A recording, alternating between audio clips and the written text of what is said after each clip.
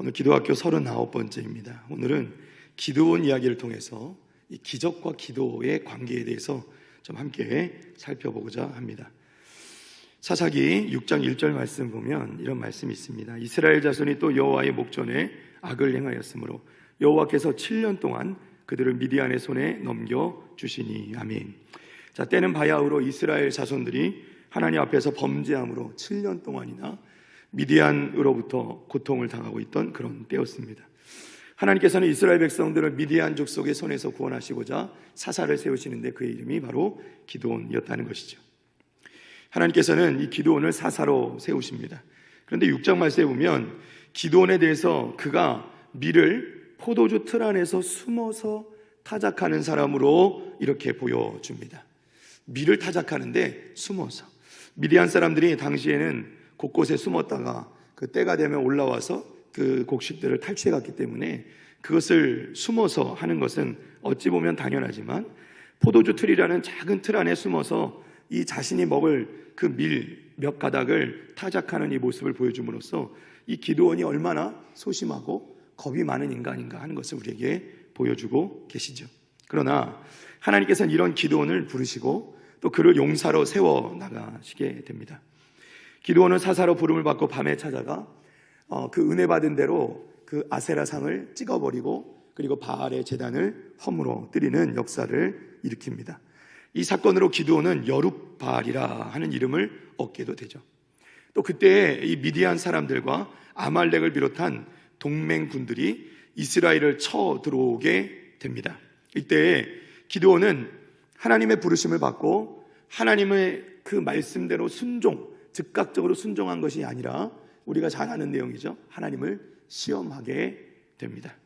정말 하나님이시면, 내가 정말 가야 될 것 같으면 하나님, 제가 하나님을 시험하게 해 주십시오 하면서 양털 한 뭉치를 가져다가 하나님, 하루는 양털에만 이슬이 내리고 주변은 말라있게 하옵소서. 하나님께서 그렇게 해주마. 다음날 아침에 정말 양털 뭉치만 이슬이 내려있고 주변은 완전 땅이 말라있죠. 그 다음 날에 또다시 그러면 하나님 한 번 더 양털만 말라있고 주변에만 이슬이 오게 하옵소서. 또 하나님께서 그렇게 해 주십니다. 그것을 통해서 그야말로 하나님께서 그대로 응답해 주심으로 이제 드디어 기드온이 백성들을 이끌고 출정을 나가게 됩니다. 참 기드온의 모습을 볼 때마다 참 이런 사람을 어떻게 하나님께서 사용하시는가 싶을 때가 있죠. 자, 기드온이 이제 7장에 넘어가면 이제 이 백성들을 이끌고 출정을 나가게 되는데 이 숫자는 그 기드온이 모은 이스라엘 백성들 군대의 숫자는 대략 한 3만 명, 3만 2천 명가량이 되었습니다. 그런데 하나님께서는 이것도 많다 하시고 그 중에서 시험을 통해서 2만 2천 명을 돌려보내시죠. 야, 집에 가고 싶은 사람 가라 그러면서 2만 2천 명이 자신들이 싸우려고 왔던 것을 다 내려놓고 집으로 돌아갑니다. 몇 명 남았죠? 10,000명 남았습니다. 자, 그러나 하나님께서는 그것도 많다고 하시면서 결국 300명만 남기고 모두 돌려보내게 됩니다. 우리가 잘 아는 물가에 가서 물을 먹는 모습을 보고 무릎 꿇고 먹는가, 입을 대고 먹는가, 아니면 손으로 떠서 먹는가, 이것을 통해서 그것을 판단하게 되죠. 신학자들 가운데서는 군인의 기본적인 특공대의 자세로서 물을 이렇게 건져서 먹는 것이 주변을 잘 살필 수 있고 그렇기 때문에 이런 사람을 뽑는 것이다 하는 의견도 있지만은 이것은 의견이 분분하기 때문에 정확한 의도는 알 수 없습니다. 어쨌든 하나님께서는 이 시험을 통하여서 결국 기드온을 따르는 300명의 용사만을 남겨두게 됩니다. 그리고 하나님의 약속의 말씀을 듣게 됩니다. 자, 사사기 7장 9절 말씀입니다. 그 밤에 여호와께서 기드온에게 이르시되 일어나 진영으로 내려가라. 내가 그것을 네 손에 넘겨 주었느니라. 아멘. 자, 하나님께서 분명히 기드온이 말했던 그 요구대로 기드온이 하나님을 시험하는 것을 다 응답해 주셨어요. 그래서 이제 싸움을 나가기만 하면 되는데 여전히 기드온에게는 확신이 없었습니다. 그래서 하나님께서는 이것을 아시고, 자, 내가 말하는 대로 이 미디온 족속들을 다 내가 내 손에 넘겨줄 텐데 너 이제 내려가서 내가 시키는 대로 그 미디안 진영의 첩자를 보내서 너도 같이 가서 그 동향을 살펴봐라. 그러면 네가 믿게 될 것이다. 이렇게 말씀해 주시는 거죠. 자, 그 내용이 12절부터 14절입니다. 미디안과 아말렉과 동방의 모든 사람들이 골짜기에 누웠는데 메뚜기의 많은 수와 같고, 누구와 같아요? 메뚜기 같아요. 그리고 그들의 낙타의 수가 많아서 해변에 모래가 많은 것 같다는 거예요. 못 같다고요? 해변에 모래 같다고요. 어마어마하게 많다는 얘기죠. 나중에 이들이 도망친 숫자만 해도 12만 명에 해당합니다. 엄청나게 많은 인원이죠. 기드온이 그곳에 이른 즉 어떤 사람이 그의 친구에게 꿈을 말하여 이르기를, 보라, 내가 한 꿈을 꾸었는데 꿈에 보리떡 한 덩어리가 미디안 진영으로 굴러들어와 한 장막에 이르러 그것을 쳐서 무너뜨려 위쪽으로 엎으니 그 장막이 쓰러지더라. 그의 친구가 대답하여 이르되, 이는 다른 것이 아니라 이스라엘 사람 요아스의 아들 기드온의 칼이라. 하나님이 미디안과 그 모든 진영을 그의 손에 넘겨주셨느니라 하더라. 아멘. 할렐루야. 처음 상황은 좋지 않았습니다. 미디안과 연합군대는 그 사람의 숫자가 메뚜기만큼 되고 낙타의 숫자가 해변가의 모래만큼 됐다는 거예요. 그리고 친구가 그런데 이 미디안 사람 하나가 친구에게 꿈 이야기라는 것을 기드온이 듣게 되는데, 그 꿈 이야기 가운데서 그것을 또 듣고 다른 친구가 해석을 해주는데, 해몽을 해주는데, 놀랍게도 그가 하나님께 들은 말씀 그대로라는 거예요. 결국 기드온의 칼이 이스라엘 사람들이 미디안을 정복하고 그들을 멸할 것이다 라는 응답을 이 이스라엘 백성들의 입이 아니라 미디안 사람들의 입을 통해서 듣게 했다는 것입니다. 할렐루야. 그래 결국 그들이 듣게 된 건 뭐죠? 하나님께서 미디안과 모든 진영을 그의 손에 넘겨주셨느니라. 아멘. 사랑하는 성도 여러분, 세상은요 확률 싸움을 합니다. 확률 싸움. 어떻게 하면 내가 이길 수 있는 확률을 높일 것인가에 대해 집중하죠. 그리고 확률적으로 되지 않는 싸움은 싸우려고 하지 않습니다. 그게 세상 사람들의 그냥 이치죠. 그런데 하나님께서는 오히려 이스라엘의 군대의 숫자를 줄이심으로써 확률을 낮추시는 것을 우리는 보게 됩니다. 32,000에서 10,000명으로, 10,000명에서 300으로. 여러분, 그 확률이 줄어드는 것은 뭐 비교할 수 없을 만큼, 말도 안 되는 만큼의 적은 확률로 바뀌어 버렸다는 거예요. 왜냐하면 이 싸움은 혈과 육에 대한 것이 아니라 하나님께 속한 전쟁이기 때문에 그렇습니다. 할렐루야. 여러분, 하나님의 전쟁의 많은 숫자는 오히려 걸림돌이 된다는 거예요. 숫자를 믿고 자신들의 힘을 믿고 하나님을 의지하지 않으려고 하기 때문이라는 거죠. 사랑하는 성도 여러분, 기도도 그렇습니다. 기도도 영적 싸움이죠. 영적 전쟁이에요. 확률 싸움이 아닙니다. 믿음으로 싸워 나갈 때 하나님께서 기적을 일으켜 주실 것을 믿습니다. 그러니까 우리가 기도할 때 우리가 믿음으로 기도하면 그 기도 가운데 우리가 하나님께서 응답하시는 그 기적을 체험할 수 있는 것이지, 우리가 확률 싸움으로 계산을 두들겨 가면서 하나님께 기도하는 것은 맞지 않다는 것이죠. 되면 기도하고 안 되면 안 하고, 또는 안 될 때만 기도하고 될 것 같으면 하지 않고, 이런 게 아니라는 거죠. 하나님께서 기적을 일으켜 주실 때는 되어질 확률이 높은 싸움일수록 우리의 기도가 간절하지가 않게 된다는 거예요. 그래서 하나님께서 우리에게 어떻게든 될 수 있다고 우리가 그 확률을 믿게 되는 것을 하나님은 원하지 않으신다는 거예요.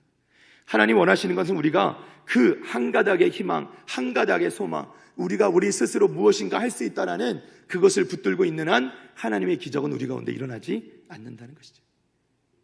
하나님의 기적은 우리가 그 모든 것을 다 하나님 앞에 내려놓고 하나님께 온전히 매어 달릴 때 하나님이 역사하시는 줄로 믿습니다. 할렐루야. 사랑하는 성도 여러분, 기도하는 가운데, 여러분의 기도 가운데 기적을 경험하고 싶으십니까? 확률에 대한 믿음을 버리시기 바랍니다. 내 스스로 되어질 수 있는 확률을 오히려 낮추시기를 바랍니다. 여러분이 할 수 있는 것을 다 내려놓으시라는 거예요. 그렇다고 게을러지라는 말씀이 아닙니다. 우리는 내 스스로 할 수 있는 시간과 확률은 하나님께 드리고 대신해서 기도하는 시간을 늘려야 한다는 거예요. 하나님을 전적으로 신뢰하라는 것입니다. 하나님께 맡기고 더 기도하는 우리 성도들 되시기를 축복합니다. 여러분, 기도할 때 이렇게 기도했으면 좋겠어요. 하나님, 하나님께서 내게 환상으로 또는 꿈에서라도 만나 주옵소서. 그거는 특별한 사람만 가능한 것이 아니요. 여러분, 우리가 항상 기도하면서 안타까운 것이 있어요. 하나님께서 우리에게 은사를 주시겠다고 약속하시고 또 우리에게 응답해 주시겠다고 약속하셨는데 우리는 그것을 다 내려놔 버린단 말이죠. 하나님께 기도하지 않는 거예요. 받지도 못하는 거죠. 여러분, 우리의 기도는 항상 하나님께 우선을 두고 하나님께 전적으로 신뢰를 올려드리며 믿음으로 기도할 때 하나님께서 응답하시는 줄로 믿습니다. 할렐루야. 자, 하나님께서 이끄시는 기드온과 300명의 용사들의 싸움이 시작되었습니다. 그야말로 하나님께서 이끄시는 싸움이에요. 자, 19절부터 됩니다. 기드온과 그와 함께한 한 100명이 이경초의 진영 근처에 이른 즉 바로 파수꾼들을 교대한 때라. 그들이 나팔을 불며 손에 가졌던 항아리를 부수니라. 이걸 한번 이렇게 이 모습을 상상해 보면서 들어보세요.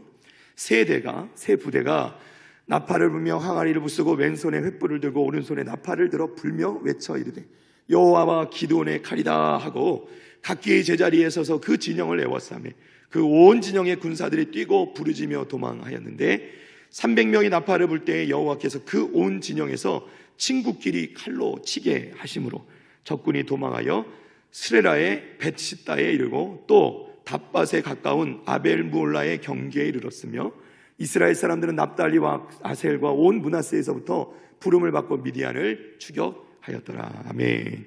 할렐루야. 자, 공격이 시작됩니다. 어둠과 정적이 갑자기 횃불과 나팔 소리로 바뀝니다. 이 기습적인 공격의 충격과 거대한 군대로 보이는 그 기드온의 정예 부대의 그 횃불과 그 모습들, 소리들을 보고 이 미디안 전체 진영을 포위해서 공격한 이 가운데 미디안 군대는 공포를 느끼게 되었다는 것이죠. 미디안 군대들은 당황합니다. 일부는 서로 죽이고요, 다른 일부는 도망치기 시작했습니다. 그리고 기드온과 부하들은 그들을 추격하여 무찌르게 되었다는 거예요. 그리고 그 연락을 받은 곳곳에 있었던 이스라엘 백성들도 다 함께 나와서 이 미디안 족속들과 연합군대들을 쫓아가며 멸하기 시작했다는 것이죠. 사랑하는 성도 여러분, 여기서 우리는 이 기드온이 마침내, 중요한 건 이거죠, 마침내 하나님께 순종한 것을 보게 됩니다. 그는 의심도 있었고 믿음도 약했지만 결국 기드온은 하나님을 믿었고 그리고 하나님을 따랐다는 거예요. 그리고 순종했다는 것입니다. 그때 하나님께서는 그에게 축복을 주셨다는 것을 여러분 믿으시기를 바랍니다. 여러분, 기드온과 300명의 용사는 누가 보아도 미디안 군대보다 보잘것없이 작았습니다. 그러나 기드온이 믿음을 가지고 하나님을 전적으로 의지하고 나아갈 때 하나님께서 놀라운 일을, 기적을 행하시는 것을 보게 되었다는 것입니다. 사랑하는 성도 여러분, 내가 내 스스로를 작거나 보잘것없다고 느끼지는 않습니다. 여러분, 그것은 중요하지 않아요. 내가 어떻게 느끼는지는 중요하지 않습니다. 우리가 하나님을 믿으면 우리 하나님께서는 우리에게 약속하신 그것을 다 이루실 만큼, 성취하실 만큼 크신 하나님이심을 믿습니다. 내가 어떠함에 달려있지 않고요, 하나님이 응답하시는 거죠. 기드온은 하나님을 전적으로 신뢰함으로 세상의 전쟁 방법이 아니라 하나님의 방법을 선택했어요. 기드온과 300명의 용사의 싸움은요, 칼과 창, 이런 병기를 들고 싸우는 게 아니었습니다. 그때 당시에 이스라엘 백성들은 미디안 족속의 끊임없는 침범과 또 그 밑에서 고통을 당했기 때문에 이 무기라는 것이 있을 수가 없습니다. 그저 무기라고 들고 나오는 건 다 농기구, 쟁이, 괭이, 꽃갱이 뭐 이런 거나 들고 오는 것이죠.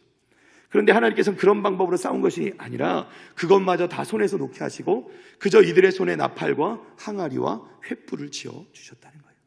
그리고 이것으로 미디안 연합 대군을 철저히 멸하게 되었다는 것이죠. 이것은 하나님이 아니면 하실 수 없는 일이었습니다.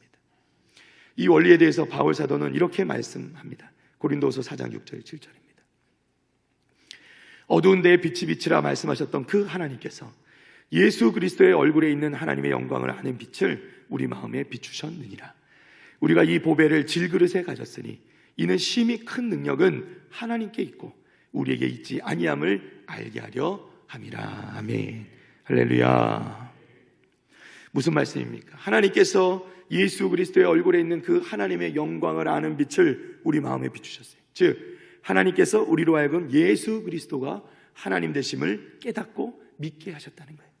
그 믿음을 통해서 우리가 알게 된 건 뭐예요? 우리가 복음을 알게 되고 그것이 우리의 믿음이 되고 우리에게 있는 그 예수 그리스도가 하나님 되심, 우리의 구원자 되심이라는 것이 우리에게 있는 가장 큰 보배가 되는 것이죠. 그 보배가 어디에 담겨 있냐면 너무나도 보잘것없어 보이고 부족해 보이는 질그릇 같은 우리 인생 가운데 가지게 되었다는 거예요.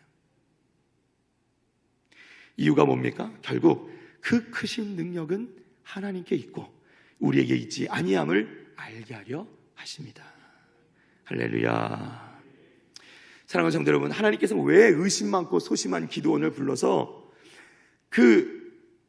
이 미디안족 속의 손에서 이스라엘 백성들을 구원하게 하십니다. 다 이것 때문에 모든 것이 하나님의 크신 능력으로 되는 것임을 알게 하시기 위함이다. 그러면 왜 하나님께서는 우리를 이렇게 힘없게 하시고 하나님께서 너무 이렇게 하나님을 드러내 보이시려고 이렇게 하시는가? 불평할 수도 있겠지만은 이것은 우리의 불평이 될 수 없습니다. 왜냐하면 이것은 우리에게 축복이고 이것은 전적인 하나님의 은혜로 되어지는 것이기 때문이죠. 사랑하는 성도 여러분, 우리는 지금도 매일 영적 전쟁을 벌이고 있습니다. 마귀는 끊임없이 성도들을 향하여 유혹의 불화살을 쏘아대며 공격을 하고 있습니다. 우리는 이것에 일희일비하며 끌려다니면 안 됩니다. 마귀는 끊임없이 성도들을 흔들어대고 교회를 흔들어댑니다. 흔들리면 안 됩니다. 에베소서 6장 11절입니다. 마귀의 관계를 능히 대적하기 위하여 무엇을? 하나님의 전신갑주를 입으라. 아멘. 할렐루야. 하나님의 전신갑주 다 아시죠? 그죠? 진리로 허리띠를 떼고 의의 호신경을 붙이고 평안의 복음이 준비한 것으로 신을 신고 모든 것 위에 믿음의 방패를 가지고 능히 악한 자의 모든 불화살을 소멸하고 막아내고 구원의 투구와 성령의 검 곧 하나님의 말씀을 가지라. 아멘. 그런데 여러분, 이 전신갑주를 입으라는 말씀 뒤에 바로 따라 나오는 것이 무엇인지 아십니까? 에베소서 6장 18절과 19절입니다. 다 같이 한번 읽어볼까요? 18절 시작. 모든 기도와 간구를 하되 항상 성령 안에서 기도하고 이를 위하여 깨어 구하기를 항상 힘쓰며 여러 성도를 위하여 구하라. 19절. 또 나를 위하여 구할 것은 내게 말씀을 주사 나로 입을 열어 복음의 비밀을 담대히 알리게 하옵소서 할 것이니. 아멘. 할렐루야. 자, 이게 하나님의 전신갑주 이야기 뒤에 바로 이어지는 내용입니다. 자, 무엇이죠? 기도하라는 겁니다. 간구하라는 거예요. 구체적으로는 항상 성령 안에서 기도하고 깨어 구하기를 항상 힘쓰고 자신만을 위하여서가 아니라 여러 성도를 위해서 구하라 말씀하십니다. 기도하라 말씀하십니다. 또 나를 위하여 바울을 위하여 기도하라 이렇게 말씀합니다. 바울은 어떤 사람이죠? 어찌 보면 지금으로 말하면 목회자이죠. 지도자이죠. 목회자를 위해서 기도하라는 겁니다. 목회자가 말씀을 담대히 전할 수 있도록 그 복음의 비밀을 담대히 알릴 수 있도록 기도하라는 거예요. 여러분, 이것이 성도가 마땅히 해야 될 이 영적 싸움 가운데 해나가야 될 일이라는 것입니다. 믿으시면 아멘. 외부의 압력이나 어떠한 방해도 받지 않고 오직 하나님의 말씀을 있는 그대로 선포할 수 있도록 이 목회자를 위해 기도하라는 것입니다. 이것이 전신갑주에 더해질 때, 이러한 기도가 전신갑주에 더해질 때 이 영적 전쟁을 승리로 이끌어 나갈 수 있는 것이죠. 믿으시면 아멘. 그러니까 여러분, 우리 스스로 전신갑주를 입는 것만으로 부족하다는 거예요. 우리가 기도해야 된다는 거예요. 하나님께 간구하고 매달려야 됩니다. 나 하나만 아니라 주변의 성도들을 위해서 기도해야 되고, 또 나만 위해서 기도하는 것이 아니라 또 앞에 서 있는 말씀을 전하는 자들을 위해서도 기도해야 된다. 왜 그럴까요? 목회자가 흔들리면 교회가 흔들리죠. 이건 너무 당연한 일이라니까요. 그러니까 우리가 기도할 때 항상 목회자를 위해서 기도를 해야 된다는 것이죠. 제가 앞에 서서 목회자로서 여러분에게 이렇게 부탁을 드리는데 하나도 안 민망합니다. 당연한 일이에요. 여러분, 제가 무슨 잘나서도 아니고 제가 능력이 있어서도 아닙니다. 오히려 제가 부족하고 연약하기 때문에 저를 위해서 여러분의 기도가 꼭 필요하다는 거죠. 그러니까 여러분, 영적 싸움을 싸워나갈 때 뭘 하라고요? 전신갑주를 입고 그 안에 기도와 간구를 더하되 성도들을 위해서 서로 간구하고 위에서 기도하며 중보하며 거기에 더해서 목회자를 위해서도 말씀을 전하는 일을 위해서도 기도해야 마땅하다는 거예요. 할렐루야. 영적 전쟁은 전신갑주를 입는 것만으로 끝나는 게 아니에요. 함께 기도함으로 이겨 나가야 돼요. 우리들 각자가 이렇게 기도의 파수꾼이 될 때 우리는 비로소 승리할 수 있게 되는 거예요. 기적을 경험하게 되는 것입니다. 사랑하는 우리 북일의 성도 여러분, 때로는 우리 가운데 힘들고 어려울 때가 있죠. 그러나 낙심하지 말고 기도하시기를 바랍니다. 왜냐하면 우리가 하나님을 믿기 때문이죠. 우리가 믿는 하나님은 전능하시고 주권자이시며 최고 능력이신 하나님이십니다. 하나님께서 우리를 사랑하시고 항상 하나님은 우리 편에 서 계심을 믿으시기를 바랍니다. 우리 주님은 지혜롭고 능력이 있으시며 모든 것은 변하지만 우리 하나님은, 우리 주님은 변치 않으시는 거죠. 우리가 약할 때 우리의 위로자가 되시고 우리의 능력이 되시는 분이 바로 우리 하나님이심을 믿습니다.